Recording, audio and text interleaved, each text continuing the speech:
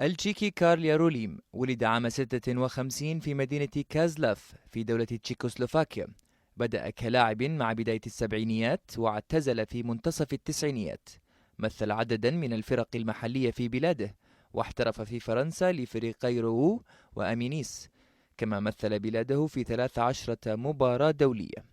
بدأ مسيرته التدريبية في بلاده عام 97 مع فريق دوكلا بريبرام، وفي عام 2000 كانت النقلة الكبيرة حين انتقل لتدريب أحد الفرق القوية في تشيكيا وهو سلافيا براغ.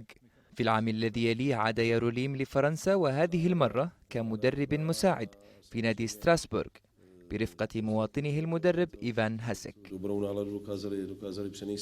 عاد بعدها إلى تشيكيا ليعمل مدربا لفريق سلوفاكو ما بين 2003 و2005، ومنه إلى ناديه السابق سلافيا براغ، حيث أمضى معه 5 مواسم حتى 2010، وحقق بطولة الدوري التشيكي عام 2008 و2009.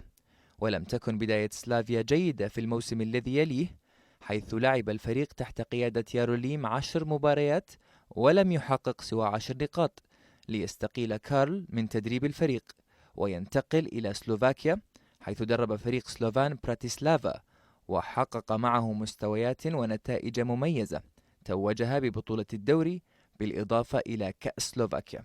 أخيرا حصل كارل ياروليم على جائزة أفضل مدرب في تشيكيا عام 2008.